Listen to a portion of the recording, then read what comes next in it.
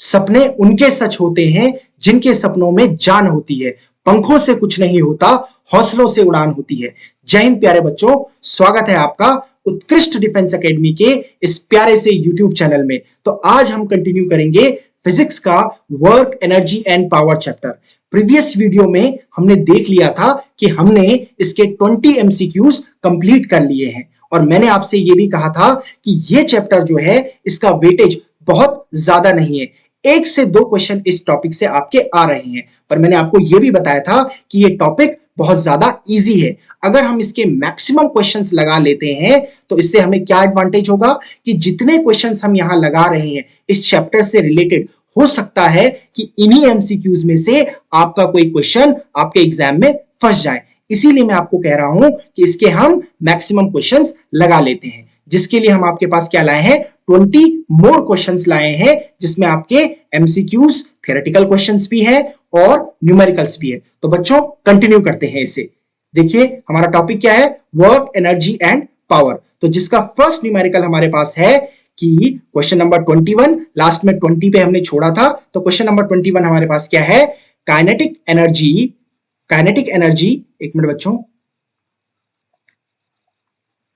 हाँ, kinetic energy with any reference must be option A 0, positive, negative, both B and C. तो हमारे पास question क्या कह रहा है कि काइनेटिक एनर्जी जो होती है किसी भी रेफरेंस में, यानी हम किसी भी रेफरेंस, किसी के रेफरेंस से भी अगर काइनेटिक एनर्जी की बात करें तो क्या वो 0 होती है, क्या वो पॉजिटिव होती है, क्या वो नेगेटिव होती है, या बी और सी दोनों, पॉजिटिव और नेगेटिव दोनों होती है। तो बच्चों देखो काइनेटिक एनर्जी का फॉर्मूला क्या होता है, K इज इक्वल्स टू आपके पास होता है हाफ एम वी स्क्वायर। अब देखिए बच्चों यहां पर आपका मास जो है वो तो नेगेटिव नहीं हो सकता, तो K के नेगेटिव होने के जो चांसेस है वो या तो M की वजह से हो सकता था या V की वजह से हो सकता था। ऑब्वियसली आपकी जो वेलोसिटी होती है वो नेगेटिव जरूर होती है, पर यहां पर आप देख रहे होंगे जो आपकी वेलोसिटी है वो स्क्वायर की पावर में है।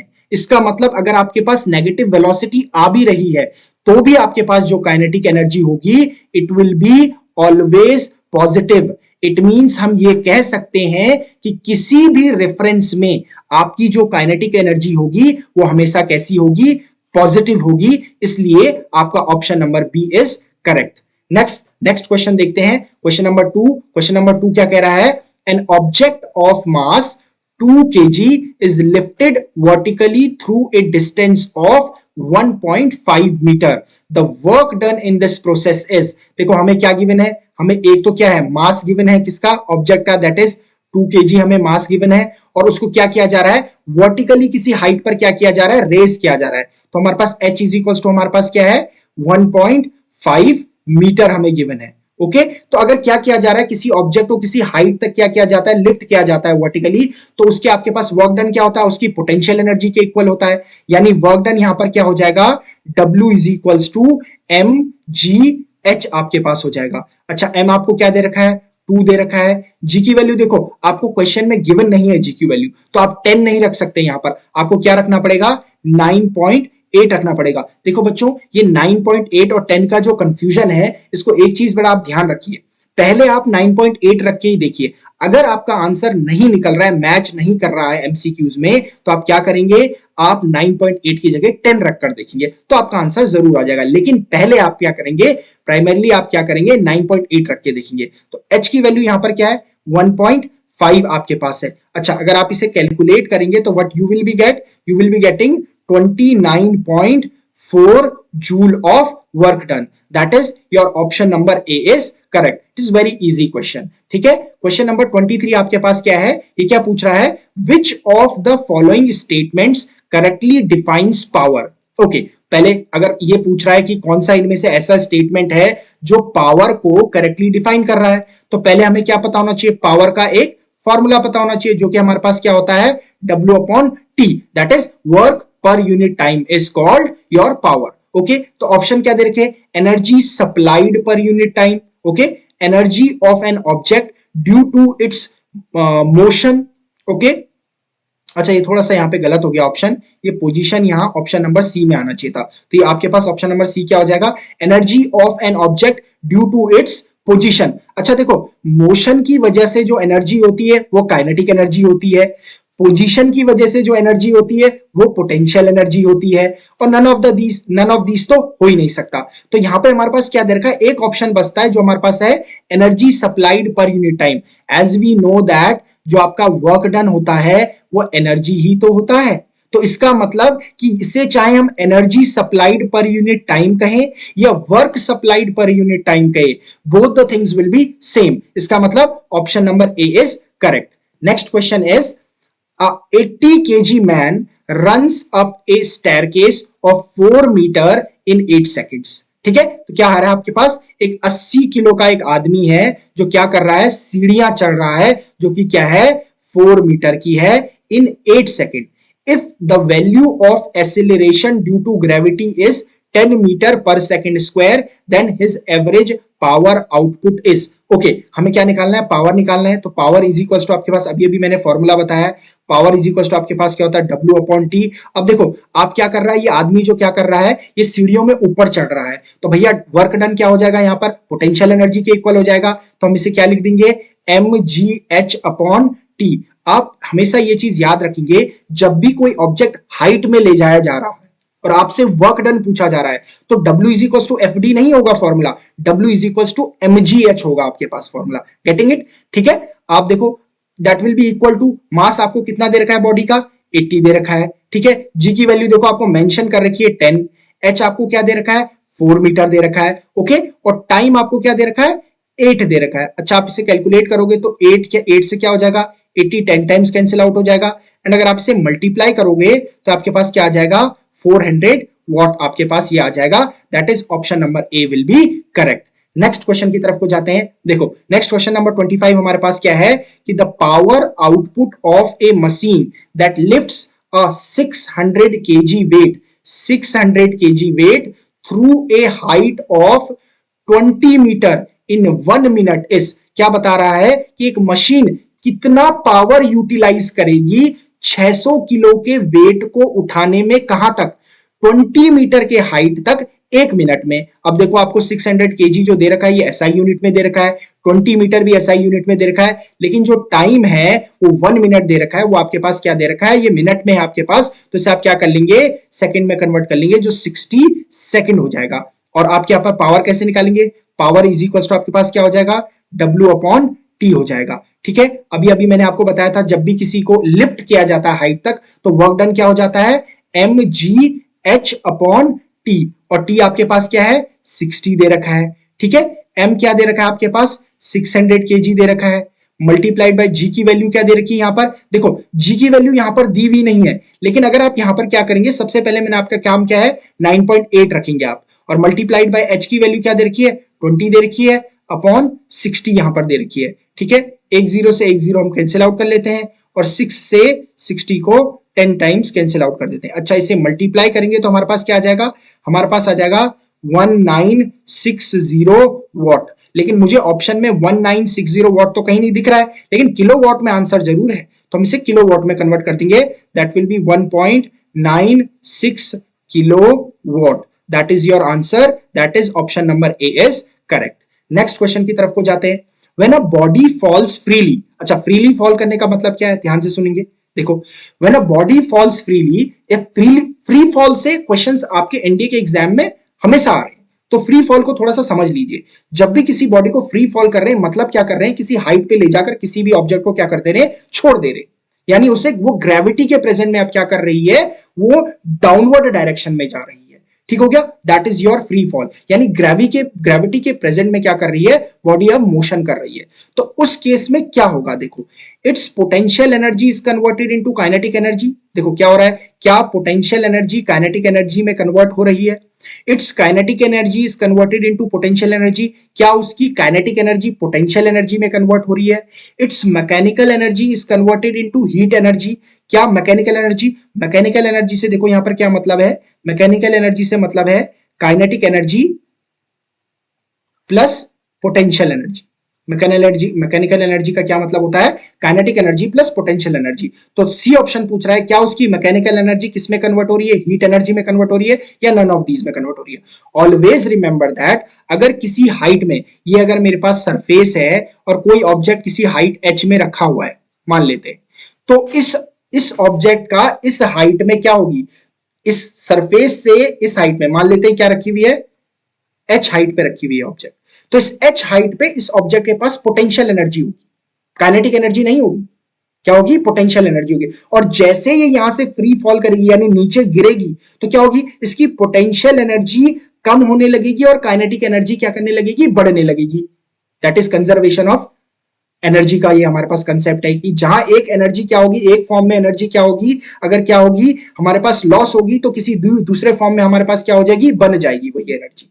तो यहां पर लॉस नहीं होता है। तो यही हमारे पास हो रहा है कि जब हाइट पे ऑब्जेक्ट है तो उसके पास क्या है? पोटेंशियल एनर्जी है। जैसे ही वो क्या होगा? फ्री फॉल करेगा यानी नीचे को आने लगेगा तो उसकी पोटेंशियल एनर्जी कम होने लग जाएगी और काइनेटिक एनर्जी बढ़ने लग जाएगी। यानी potential energy is being converted into kinetic energy. That is option number A is correct, जिसमें कह रहा है कि पोटेंशियल एनर्जी किसमें कन्वर्ट हो रही है? काइनेटिक एनर्जी में कन्वर्ट हो रही है। ऑप्शन नंबर, अब क्वेश्चन नंबर 27 में जाएं। अब क्या बोल रहा है? A body is falling freely under the action of gravity alone in vacuum. क्या है वैक्यूम का? क्या मतलब है? जहां पर एयर प्रेजेंट नहीं है। यानी क्या होगा? अगर बॉडी फ्री फॉल कर रही है तो उसमें एयर ड्रैग नहीं लगेगा, यानी एयर से कोई फ्रिक्शन प्रोवाइड नहीं होगा। ठीक है, तो a body is falling freely under the action of gravity alone in vacuum, यानी बॉडी क्या कर रही है? फ्री फॉल कर रही है। किसके एक्शन में? यानी किसके प्रभाव से? ग्रेविटी के प्रभाव से। और कहां पे?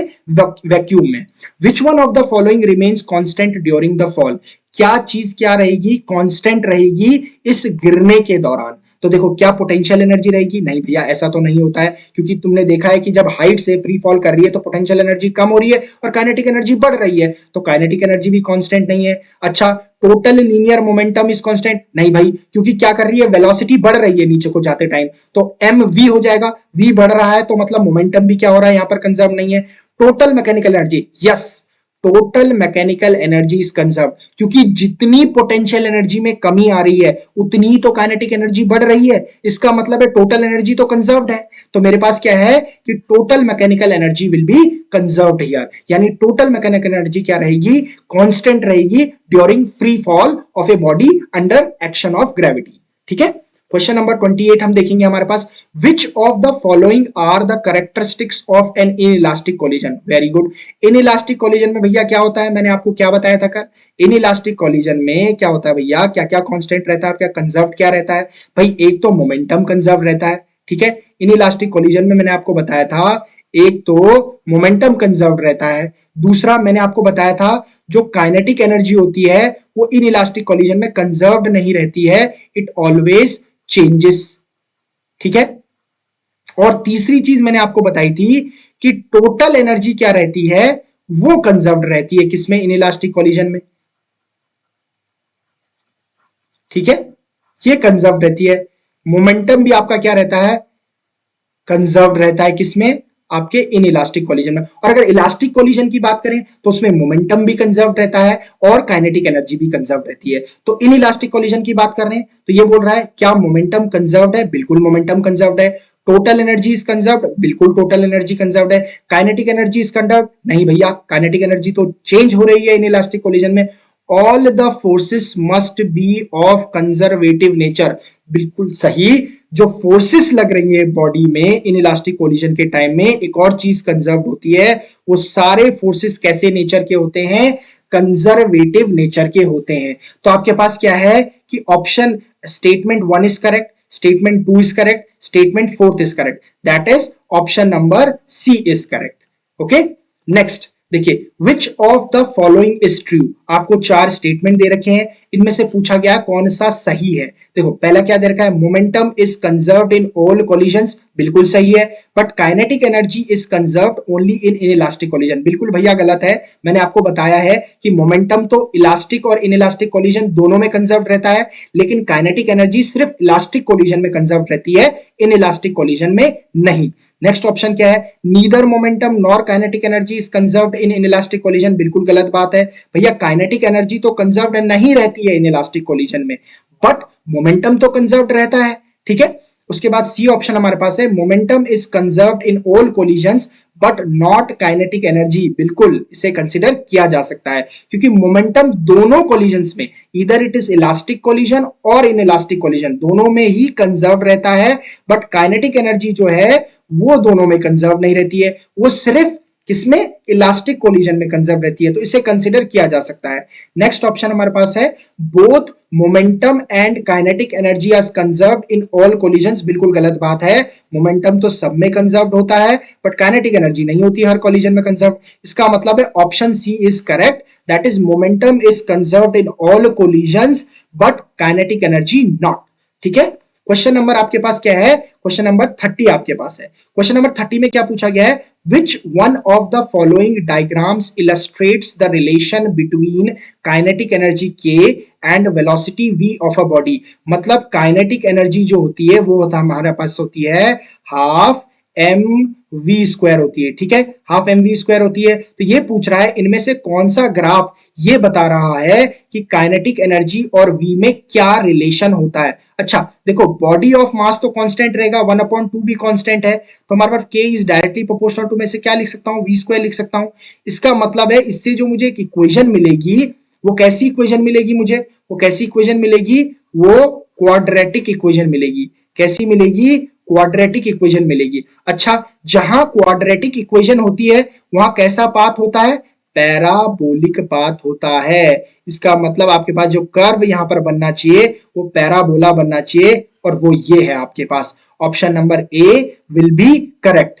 नेक्स्ट ऑप्शन देखेंगे हमारे पास कि a man pushes a wall and fails to displace it. बहुत क्लियर बात है, देखो एक क्या कर रहा है, एक आदमी क्या कर रहा है, धक्का दे रहा है दीवार को, भैया कोशिश कर रहा है कि दीवार को हिला देंगे, बट क्या कर रहा है, he fails in displacing that wall. क्या कर रहा है, वो असफल हो रहा है उस दीवार को क्या करने में, डिस्प्लेस करने में। यानी डिस्प्लेसमेंट सीधी सीधी बात है, जीरो हो रहा है। फोर्स तो कुछ ना कुछ है, फोर्स इज देयर, फोर्स जो लगा रहा है, जो धक्का लगा रहा है दीवार पे, वो तो वहां पे कुछ ना कुछ है, लेकिन आपका डी क्या है, जीरो है। इसका मतलब वर्क डन क्या होगा, यहाँ पर जीरो हो जाएगा, सीधी सीधी सी बात है। और ऑप्शंस में क्या पूछ रहा है कि he does no work at all. बिल्कुल सही बात है, कोई भी काम नहीं किया उसने। Negative work, maximum positive work, ये ऑप्शंस तो कंसिडर किए नहीं जाएंगे फिर, क्योंकि जब डिस्प्लेस ही नहीं बॉडी हो रही है तो इसका मतलब work done is equals to zero होगा। नेक्स्ट क्वेश्चन हमारे पास है, a bullet hits and gets embedded in a solid block resting on a horizontal frictionless table, what is conserved। देखो वो क्या रहा है भैया, हमारे पास क्या है, एक क्या है, सॉलिड ब्लॉक है किसी टेबल में रखा हुआ, यहां से चली गोली, ठीक है, और वो गोली जब चली आगे जाकर तो इस ब्लॉक में जाकर वो धस गई। ठीक है, तो ऑब्वियसली इसमें कुछ मूवमेंट हुआ होगा, यानी ये कोलिजन हुआ है। अच्छा, क्योंकि देखो दोनों बॉडीज क्या कर रही है, साथ में ग्रॉस सिस्टम से मूव कर रही। ग्रॉस सिस्टम का क्या मतलब है, जब एक बॉडी दूसरी बॉडी से चिपक जाए और दोनों क्या करें, when they stick together and they start moving simultaneously, एक साथ वो आगे क्या करने लगे, मूव करने लगे। तो ऐसा कोलिजन आपके पास क्या है, ऐसा कोलिजन आपके पास इन इलास्टिक कोलिजन है। क्या है भैया, इन इलास्टिक कोलिजन है। ये कैसा कोलिजन है, इन इलास्टिक कोलिजन है। मैंने आपसे बताया था कि जब भी दो बॉडीज आपस में कोलाइड करें और अगर कोलिजन के बाद दे गॉट सेपरेटेड, अगर वो सेपरेट हो जाए और सेपरेटली मूव करने लगे तो that collision will be called your elastic collision. लेकिन अगर वो कोलिजन के बाद क्या करें कि दे गॉट स्टिक टुगेदर और क्या करें, एक साथ मूव करने लगे, तो आपका इनइलास्टिक कोलिजन होगा। अच्छा, अब ये पूछ रहा है कि इस टाइप की सिचुएशन में क्या कंजर्व्ड रहेगा। सीधी सीधी सी बात है भाई, इनइलास्टिक कोलिजन है तो मोमेंटम कंजर्व्ड रहना चाहिए, है ना। काइनेटिक एनर्जी तो कंजर्व नहीं रहती है इनइलास्टिक कोलिजन में, बार बार बता दिया है मैंने ये। देखो, तो मोमेंटम एंड काइनेटिक एनर्जी आप कंजर्व, भैया मोमेंटम तो कंजर्व होता है लेकिन काइनेटिक एनर्जी कंजर्व नहीं होती है। Kinetic energy alone is conserved, नहीं भैया, काइनेटिक एनर्जी तो कंजर्व होती नहीं है। मोमेंटम अलोन इज कंजर्व्ड, बिल्कुल सही बात है ये ऑप्शन में। Neither momentum nor kinetic energy, ये तो हो ही नहीं सकता।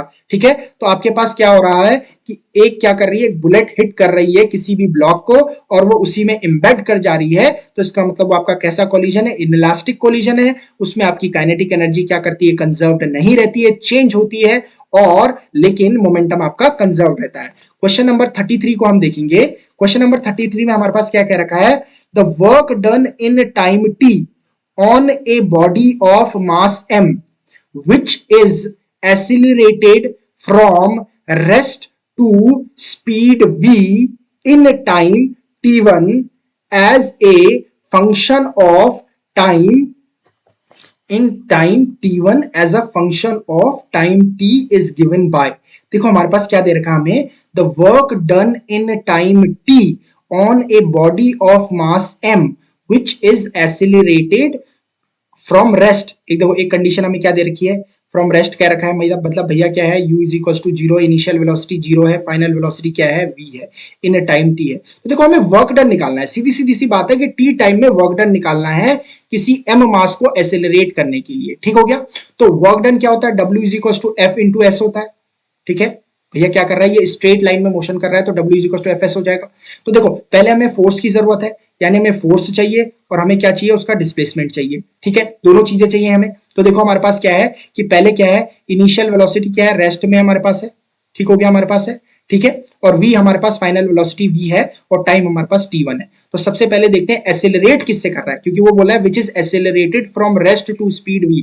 तो हमारे पास क्या हो जाएगा, v is equals to u plus AT1। अच्छा, v इज इक्वल टू क्या हो जाएगा, 0 प्लस AT1 हो जाएगा हमारे पास, यानी एसेलरेशन क्या हो जाएगा, a is equal to v upon t1 हो जाएगा। अच्छा, अगर मैं फोर्स निकालूं, कितना फोर्स लग रहा है इस एसेलरेशन को क्या करने में, जनरेट करने में कितना फोर्स लग रहा है, तो F इज इक्वल टू क्या हो जाएगा, ma हो जाएगा, और आपके पास क्या हो जाएगा, mv अपॉन क्या आ जाएगा, t1 आ जाएगा। बिल्कुल सही है, देखो फोर्स निकल आया, मुझे एस की निकालना है, एस निकालना है, एस इज इक्वल टू क्या हो जाएगा, U T plus half A T square हो जाएगा। अच्छा, इनिशियल वेलोसिटी तो जीरो है, तो एस इज इक्वल टू क्या हो जाएगा, जीरो प्लस आपके पास क्या हो जाएगा, हाफ ए टी स्क्वायर हो जाएगा। ठीक है, तो एस इज इक्वल टू आपके पास क्या हो जाएगा यहाँ पर। अच्छा, अपने पास क्या है, अपने पास एक ही वैल्यू है, एक ही वैल्यू क्या है, v अपॉन टी वन है, तो हम इसे क्या लिख सकते हैं, ए टी स्क्वायर। अच्छा, ए तो नहीं लिखेंगे, एक ही जगह तो हम क्या रख रहे हैं, एक ही जगह तो हम रख रहे हैं वैल्यू को, तो इसका मतलब है, इसको थोड़ा सा काट देते हैं, ये हमारे पास हो जाएगा V T square whole upon twice of T one हो जाएगा। देखो हमारे पास एफ भी आ गया है, एस भी आ गया है, निकाल देते हैं भैया W. W is equal to F into S, F की जगह पे क्या है, M V upon T one है, मल्टीप्लाइड बाय आपके पास क्या है, आपके पास एस क्या है, V T square upon T one है, यानी आपके पास क्या आ जाएगा, ये M V square T square upon आपके पास क्या आ जाएगा, टी वन स्क्वायर आ जाएगा। अच्छा, ये टू टी है, तो ये 2t1 आपके पास आ जाएगा, यानी आपके पास जो ऑप्शन नंबर सी आपको दिख रहा है वो करेक्ट होगा, क्योंकि इसमें M V square T square upon 2t1 square हो जाएगा। तो इस क्वेश्चन में आप ध्यान से देख लें कि हमने क्या निकालना था, वर्क डन यहाँ पे कैलकुलेट करना था। वर्क डन को कैलकुलेट करने के लिए हमारे पास फॉर्मूला होता है फोर्स इंटू डिस्प्लेसमेंट। सबसे पहले आप फोर्स निकाल दो और फिर डिस्प्लेसमेंट निकाल दो और दोनों को मल्टीप्लाई कर दो। दोनों सिचुएशन के लिए हमने निकाल दिया है। नेक्स्ट क्वेश्चन की तरफ को जाते हैं। क्वेश्चन नंबर 34 हमारे पास है, if a force F is applied on a body and it moves with velocity v, the power will be। अच्छा, P is equals to हमारे पास क्या होता है, W अपॉन टी होता है W अपॉन टी। अच्छा, अगर मैं इसे क्या लिखूं, इसे मैं F डॉट डी भी तो लिख सकता हूं, W को F डॉट डी लिख सकता हूं, बिल्कुल लिख सकता हूं, अपॉन टी आ जाएगा। अच्छा, क्या मैं इसे ऐसा लिख सकता हूं, F into D upon T लिख सकता हूं, डी क्या है, डिस्प्लेसमेंट है, टी क्या है, टाइम है, डिस्प्लेसमेंट अपॉन टाइम क्या होता है, वेलोसिटी होता है, तो इसे क्या लिखा जा सकता है, एफ इंटू वी लिखा जा सकता है। That is option number A is correct. अच्छा, नेक्स्ट की तरफ को जाते हैं। देखो, the unit of power in SI unit, SI is equivalent to unit of power. अच्छा, पावर क्या होता है, देखो पावर होता है, मैंने बताया था आपको, वर्क डन पर यूनिट टाइम। ठीक है, इसे और ओपन कर लेते हैं, चलो और ओपन करते हैं इसे। ये क्या बताया अभी मैंने, F into D upon T होता है। इसे और ओपन कर लेते हैं, हमारे पास एफ क्या होता है, एम ए होता है, डॉट डी अपॉन टी होता है। अब लिख लेते हैं जरा इनकी यूनिट्स। एसआई मास की क्या होती है, केजी होती है। एसेलरेशन की क्या होती है, मीटर पर सेकंड स्क्वायर होती है। आपके पास जो डी है वो मास, आपके पास डिस्टेंस है, उसकी भी क्या हो जाएगी, आपके पास मीटर हो जाएगी। होल अपॉन टी की क्या हो जाएगी, टाइम यानी सेकंड हो जाएगी। तो टोटल आपके पास जो यूनिट हो जाएगी वो जाएगी केजी, मीटर के दो टर्म्स है तो मीटर स्क्वायर, ये सेकंड ऊपर जाएगा तो माइनस में ही जाएगा, तो सेकंड -3 हो जाएगा।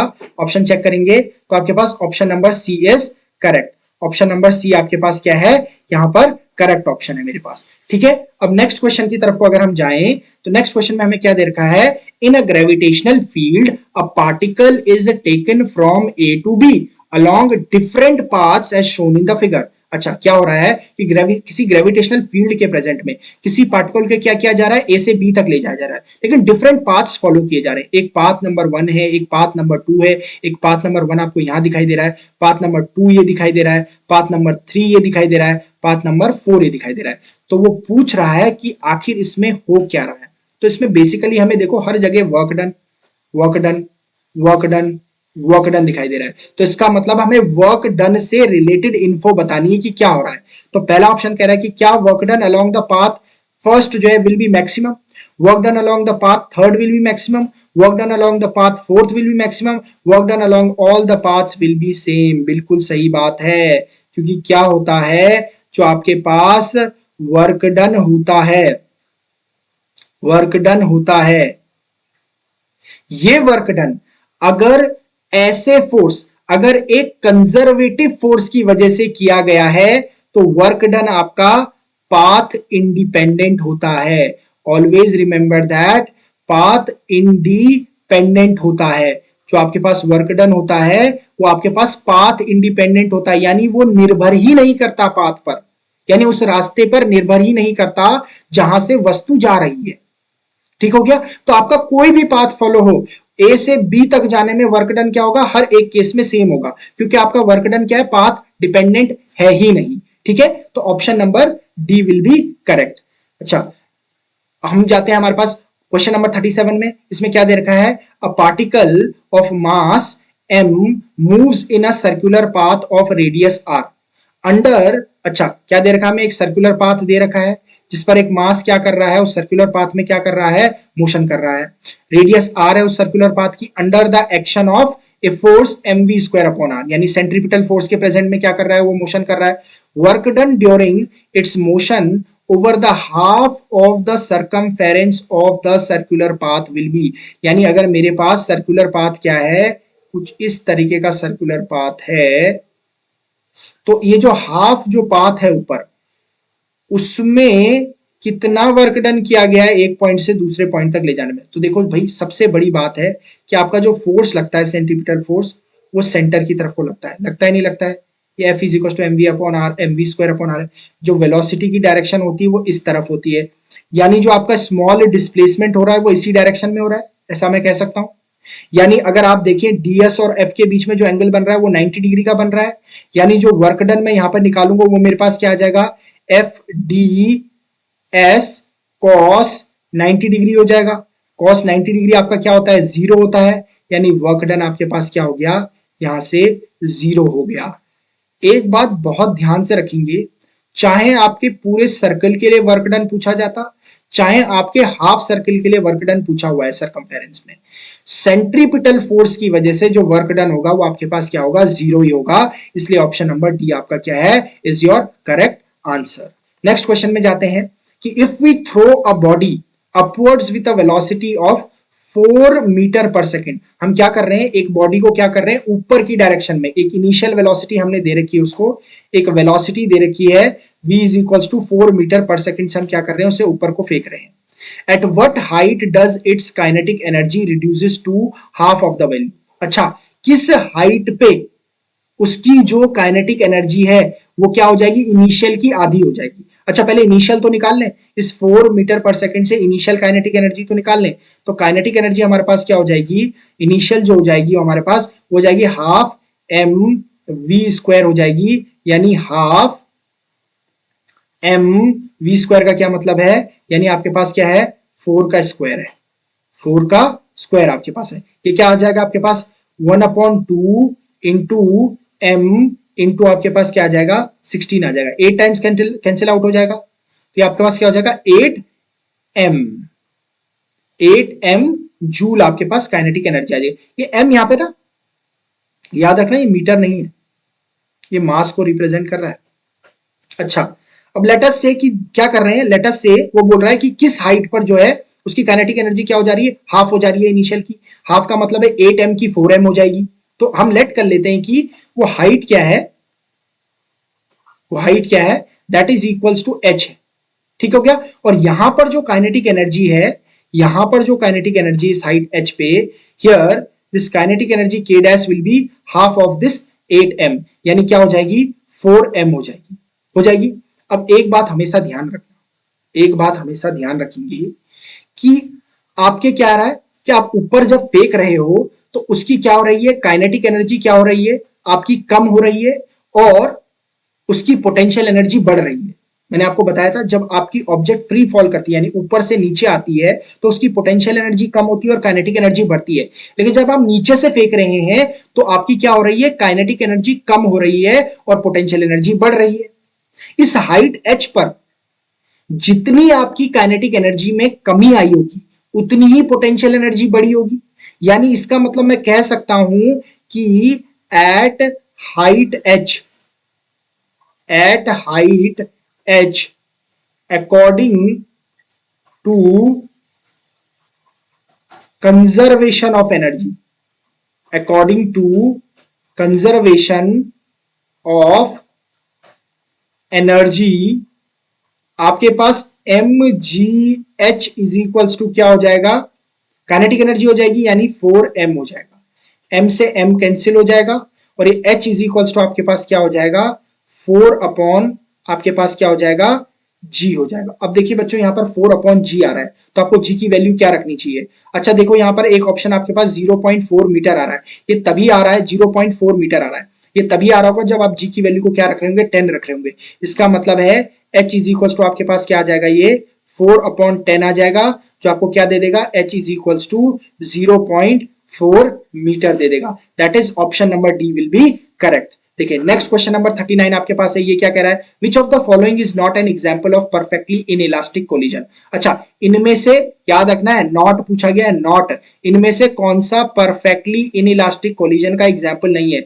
बार बार मैं आपको बता रहा हूं कि इनइलास्टिक कोलिजन क्या होता है, जिसमें अगर बॉडी क्या कर रही है, कोलाइड कर रही है तो क्या करेगी, अब those body will be stick together और वो एक साथ मूव करने लगेगी। ऐसा आपका कोलिजन क्या होता है, इनइलास्टिक कोलिजन होता है। तो पढ़ लेते हैं हम। पहला ऑप्शन क्या आपके पास, a bullet fired into a block if the bullet gets embedded into it.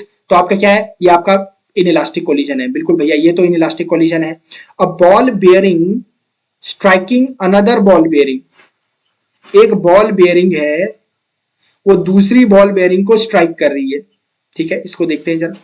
A man jumping on to the moving boat, अच्छा एक आदमी क्या कर रहा है, किसी बोट के ऊपर कूद रहा है। अच्छा जब कूद रहा होगा तो उसके पैर बोट पे जाकर ही लग रहे होंगे और बोट और उसके पैर एकदम नीचे को जा रहे होंगे उस पानी में, तो ये भी हमारे पास क्या है, इनइलास्टिक कोलिजन है। Capture of electron by an atom, अच्छा एटम और देखो इलेक्ट्रॉन जो होता है वो एटम में ही होता है यानी दोनों एक दूसरे पर क्या होते हैं, दे गेट स्टक टुगेदर, तो इसका मतलब है वो भी आपका क्या है, इनइलास्टिक कोलिजन है। इसका मतलब ऑप्शन एक ही बचता है, बॉल बेयरिंग वाला। तो ये आपके पास क्या है, ये आपका इनइलास्टिक कोलिजन नहीं है, ये आपका कैसा है, इलास्टिक कोलिजन है। तो ये आपके पास क्या हो जाएगा, it will be your right answer, क्योंकि इसमें पूछा गया कि कौन सा नहीं है। ठीक हो गया। अब नेक्स्ट लास्ट क्वेश्चन हमारे पास है, the kinetic energy of a body of mass 1 kg is this 12.5 kg metre square per second square, it's momentum in units of kg metre per second. ठीक है तो हमें सबसे पहले क्या दे रखा है, एक तो हमें मास दे रखा है 1 kg दे रखा है। ठीक है एक हमें क्या दे रखी है, काइनेटिक एनर्जी दे रखी है, दैट इज योर 12.5 दे रखी है, यूनिट लिखी हुई है यहाँ पर देख लेंगे आप। ठीक है हमें मोमेंटम निकालना है। मोमेंटम और काइनेटिक एनर्जी में हमने एक रिलेशन देखा था कि that is P is equals to under root of 2mk। अच्छा आप वैल्यू रखेंगे इसमें तो अंडर रूट ऑफ के पास क्या आ जाएगा, 2 इंटू एम की वैल्यू क्या है, 1 है, आपके पास क्या है, k की वैल्यू क्या है, 12.5 है आपके पास। अगर आप इसको मल्टीप्लाई करेंगे तो what you will be getting, आपके पास क्या आ जाएगा, अंडर रूट ऑफ क्या आ जाएगा, 25 आ जाएगा and that will be your 5। ठीक है that will be your momentum will be of 5 kg metre per second, that is option number B will be correct. तो बच्चों देखिए हमने ये आपके पास जो चैप्टर है, ये हमारे पास आपके पास वर्क एनर्जी एंड पावर, इसके हमने क्या कर दिए, 2 वीडियोस कर दिए जिसमें हमने 40 क्वेश्चंस कर लिए। इन 40 क्वेश्चंस को अगर आप लगा लेंगे तो आपके सारे कंसेप्ट्स जो इस चैप्टर से रिलेटेड है वो क्लियर हो जाएंगे। तो एग्जाम में कोई भी क्वेश्चन अगर आपका आएगा इनसे रिलेटेड या इनके अलावा तो आप वो आसानी से कर पाएंगे, और इसका वेटेज ज्यादा तो है नहीं, तो इतने क्वेश्चन भी अगर आप लगा लेंगे तो आपका क्या हो जाएगा, ये चैप्टर क्या हो जाएगा, कवर हो जाएगा। तो इसके बाद जो है हमारे पास हम अपना क्या लेके आएंगे, इसके बाद एक नया चैप्टर हमारे पास हम लेके आएंगे, जो हमारे पास क्या हमारे पास है, सेंटर ऑफ मास है हमारे पास, centre of mass and rotational motion हमारे पास है। उसका भी वेटेज बहुत ज्यादा नहीं है, कभी कभी तो ये देखा गया कि वहां से क्वेश्चन आता ही नहीं है, फिर भी लेकिन हम क्या करेंगे, उसमें क्या करेंगे, एक वीडियो जरूर लगाएंगे हमारे पास। ठीक हो गया। तो बच्चों इसी तरीके से आप क्या करते रहिए, पढ़ते रहिए और अपनी एनडीए की प्रिपरेशन को फिर जोरों शोरों से लगातार करते रहिए, क्योंकि अब आपका एग्जाम जो है ज्यादा दूर नहीं है। तो मिलते हैं आपसे नेक्स्ट वीडियो में, तब तक के लिए कीप स्टडिंग।